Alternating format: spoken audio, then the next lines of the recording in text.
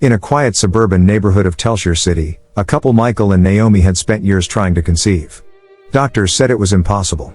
But one evening, as Naomi prayed in desperation, a mysterious woman appeared at her doorstep. She wore a hoodie, her eyes almost glowing in the dim light. "You will have a son," the woman said softly. "But promise me this: never let a razor touch his head. He is chosen. He will begin to free his people." Naomi blinked, and the woman was gone. Months later, baby Samson Michelson was born, a healthy, bright-eyed boy with an almost unnatural energy. By the time he was 10, he could lift weights that grown men struggled with. By 15, videos of his insane strength bending steel bars, flipping cars had gone viral on TikTok. The internet called him the real-life Hercules. But while the world saw a social media star, Samson's parents saw something divine. They reminded him daily, "You are chosen for a purpose greater than fame." He didn't fully understand what that meant until the world began to notice him for the wrong reasons. Telshire was divided. On one side lived the wealthy elite led by the Philocorp conglomerate, a global tech and energy company. On the other were the underprivileged communities crushed under debt and surveillance. Philocorp owned everything: power, politics, media.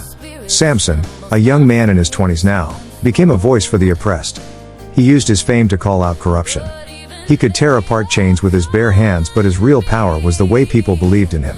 That made him dangerous. Philocorp's CEO, Darius Delon, saw Samson as a threat. And Darius didn't destroy threats with weapons, he used people. At a high-profile charity gala, Samson met Delilah Vega, a stunning influencer, model, and corporate brand ambassador. She was everything he wasn't: calm, sleek, perfectly controlled. She laughed at his rough edges, his idealism. "You're strong, but you have no strategy," she teased. He fell for her almost instantly. What Samson didn't know was that Delilah was under contract with Philocorp. Her mission was clear: find the secret behind his superhuman strength. Night after night, she asked him the same question. "Samson, how do you do it?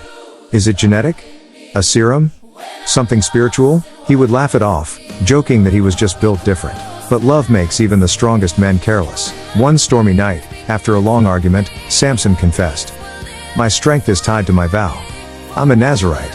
My hair has never been cut. It's a symbol of my covenant with God." Delilah smiled faintly, tears in her eyes. "That's beautiful," she whispered. He fell asleep in her arms. When he woke, he couldn't move. His wrists were chained. His head was cold. His hair, gone. Darius Delon's men surrounded him. Cameras flashed as they injected him with tranquilizers. The media reported. Samson Michelson arrested in domestic scandal and public violence case. The world turned on him overnight.